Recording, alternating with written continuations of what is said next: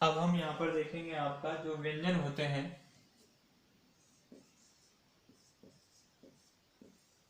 यहाँ पर आपका व्यंजन जो होते हैं उनका प्रकार,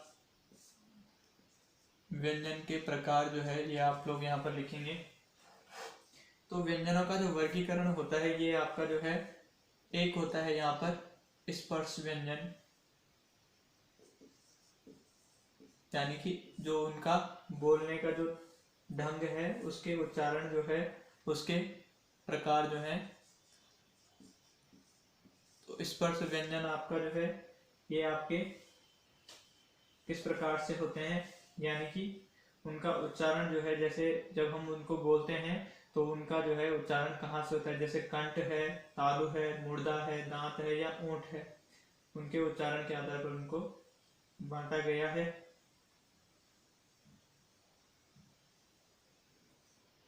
तो जैसा कि आप देखेंगे कि जो आपका का वर्ग है,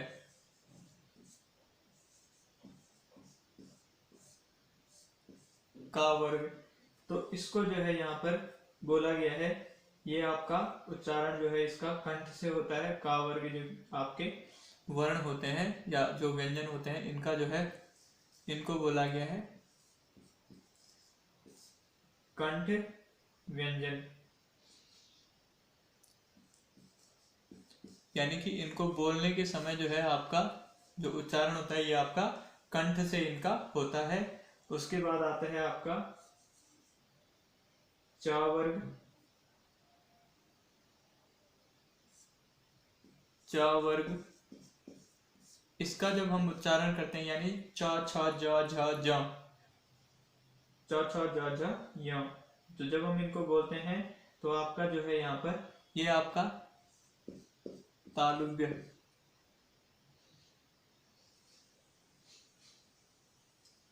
ये आपका तालुव्य है, यानी कि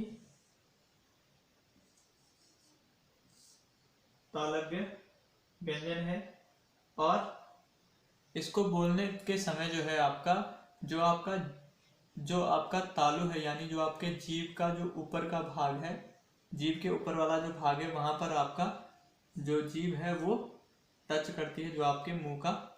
ऊपर तालु वाला भाग है वहां पर जो है आपका टच करता है। तो इसलिए जो है इस वर्ग के जो व्यंजन है उनको जो है तालुव्य बोला गया है। फिर आता है आपका टा वर्ग, ट वर्ग के जो व्यंजन है आपके, इसको बोला गया है मूर्धन्य, मूर्धन्य यहाँ पर इसको बोला गया है क्योंकि जब हम इसको बोलते हैं ट ठ ड ढ ण, ये आपका जो है जो हमारी जीभ होती है वो इनके उच्चारण के समय जो है मुड़ जाती है, इसके लिए जो है आपको इसको यहाँ पर ट वर्ग के जो वर्ण होते हैं इसको जो है मूर्धन्य बोला जाता है। फिर आता है आपका नेक्स्ट ता वर्ग, तो ता वर्ग के जो आपके व्यंजन होते हैं इनको बोलते हैं हम दंत्य, दंत्य जो है इनको यहाँ पर बोला जाता है। यानी कि जब हम ता वर्ग के जो वर्ण है त थ द ध न, तो इनको बोलते समय जो है हमारा जीभ और दांतों का जो है यहाँ पर मेल होता है, यानी कि जो ये वर्ण का उच्चारण है, इसका जो उच्चारण है ता वर्ग के जो वर्ण है इनका उच्चारण के समय हमारी जीभ और दांतों का जो है यहाँ पर परस्पर यहाँ पर उनका मेल होता है, यानी कि उनके दांत और जीभ के मेल से जो है इसका उच्चारण हम कर पाते हैं, इसलिए जो है इसको यहाँ पर दंत्य बोला जाता है। और प वर्ग जो होता है, जो प वर्ग के जो वर्ण होते हैं इनको बोला जाता है ओष्ठ। अब यहाँ पर इसको ओष्ठ क्यों बोला जाता है, क्योंकि प वर्ग के जो वर्ण हैं इनका जब हम उच्चारण करते हैं तो हमारे जो है केवल ओंठ जो है, ओंठों की जो है यहाँ पर मदद ली जाती है, यानी प फ ब भ म। आप बोल के देखेंगे और आप बोल के देखना तो आपको पता लगेगा कि जो ये प वर्ग है ये आपके केवल इनको उच्चारण के समय जो है हमारे केवल ओंठ यहाँ पर इसको उच्चारण कर रहे हैं, इसलिए जो है इसको यहाँ पर ओष्ठ बोला गया है। तो ये आपके जो है स्पर्श व्यंजन आपके जो है ये उनके उच्चारण के आधार पर हैं कि किस प्रकार से उनका उच्चारण होता है। इसलिए जो है उसको का वर्ग जो है यहाँ पर कंठ्य व्यंजन है, च वर्ग आपका तालव्य व्यंजन है, टा वर्ग जो है आपका मूर्धन्य व्यंजन है क्योंकि इसको बोलते समय जो है यहाँ पर जीभ हमारी मुड़ जाती है। तालु भी इसलिए बोला गया क्योंकि हमारा तालु जो होता है, आपको पता होगा कि तालु किसे कहते हैं, उसका यहाँ पर यूज होता है। ता वर्ग में जो है आपका दंत्य आता है और यानी दंत दांतों का यहाँ पर दांत और जीभ के मेल से जो है यहाँ पर इस वर्ग का उच्चारण बोला जाता है। ता वर्ग के जो वर्ण है और प वर्ग का जो है यहाँ पर ओंठों की सहायता से आपका यहाँ पर इसका उच्चारण किया जाता है, इसलिए ओष्ठ बोला जाता है। तो आई होप कि आप लोगों को ये समझ में आ रहा होगा। और एक आपका जो होता है ये बोला जाता है इनके उच्चारण, यानी कि जो इनका घोष है, यानी कि आप लिखना घोष के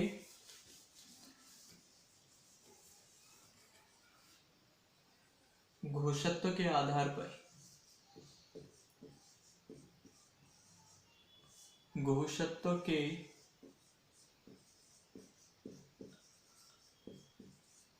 आधार पर, तो घोषत्व के आधार पर जो है इसको यहाँ पर जो है यहाँ पर इसको बोला गया है, एक अघोष बोला गया है, दूसरा जो है सघोष बोला गया है यानी घोष वर्ण बोला गया है, और तीसरा जो है इसको यहाँ पर प्राण के आधार पर भी यहाँ पर बोला जाता है। तो आप लिखेंगे सघोष या घोषत्व के आधार पर। पहले आप लिखना है यहाँ पर अघोष वर्ण, अघोष जो आपके वर्ण है वो आपके कौन कौन से होते हैं, यानी कि जिन ध्वनियों के उच्चारण में स्वर तंत्रियों में जो है आपका कंपन नहीं होता है। तो अघोष जो होते हैं आपका, ये आपका हर वर्ग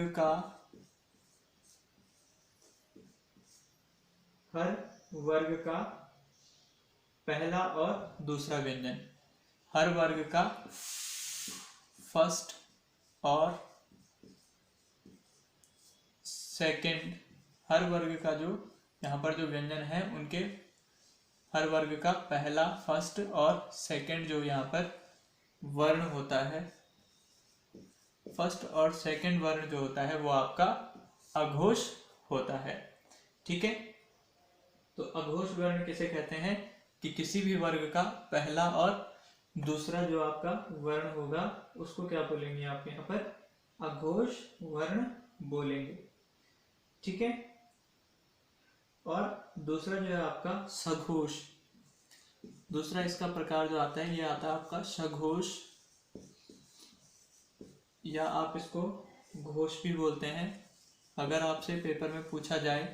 कि घोष या सघोष वर्ण क्या होता है तो दोनों एक ही चीज है। तो इसमें आप नोट करना कि हर वर्ग का जो तीसरा, चौथा और पांचवा, यानी थर्ड, फोर्थ और जो आपका फिफ्थ वर्ण जो होता है आपका, ये क्या होता है, ये आपका घोष वर्ण होता है। जैसे कि आप लोग यहाँ पर, अगर मैं यहाँ पर एग्जाम्पल यहाँ पर लिखूं तो मैं यहाँ पर एक वर्ग लिखता हूं, जैसे मैं लिखूं क, ख, ग, घ और जो आपका आता है ग। तो इसमें जो आपका अघोष वर्ण होगा ये आपका क और ख होगा, और जो आपका सघोष वर्ण होगा ये आपका ग, घ और ग होगा। ठीक है, तो आई होप कि आप लोगों को समझ में आ रहा होगा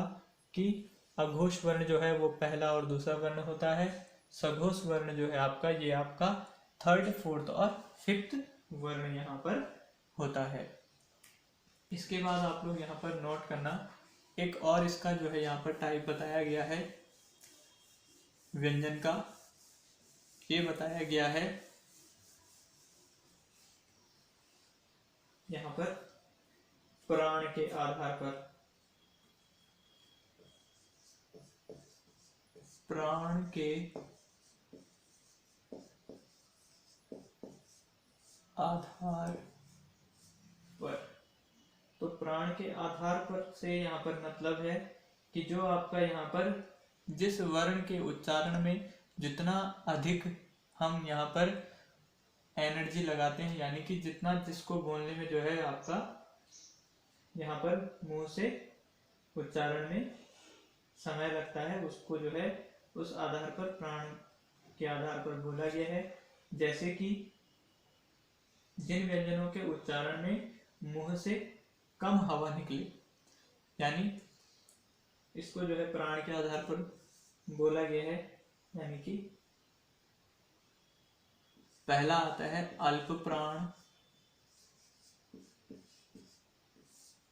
अल्प प्राण वे व्यंजन होते हैं जिनके उच्चारण में जो है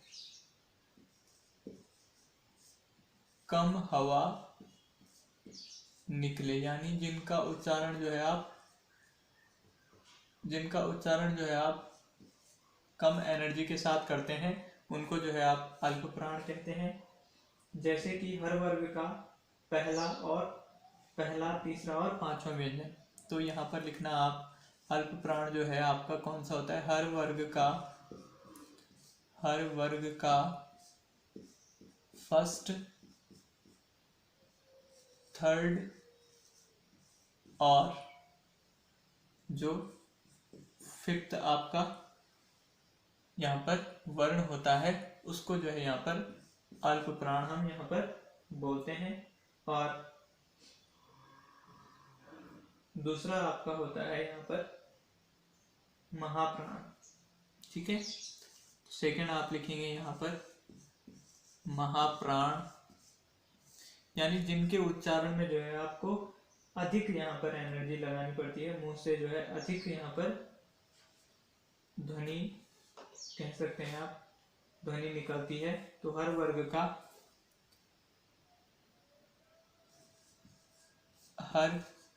वर्ग का दूसरा यानी सेकंड और यहाँ पर जो फोर्थ वर्ण होता है वही आपका क्या होता है, महाप्राण होता है। तो जैसे कि आप देखते हैं, जो हम अगर क वर्ग की बात करें, तो क को बोलने में जो है यहाँ पर मुंह से जो है कम यहाँ पर हवा निकल रही है। और अगर हम उच्चारण कर रहे हैं यहाँ पर ख या फिर घ, तो इसमें जो है यहाँ पर अधिक समय भी लग रहा है और अधिक यहाँ पर मुंह से जो है अधिक ध्वनि भी निकल रही है। तो इसको जो है यहाँ पर इस प्रकार से अल्प प्राण और महाप्राण में जो है यहाँ पर इसको डिवाइड किया जाता है। तो ये आपका आता है इसका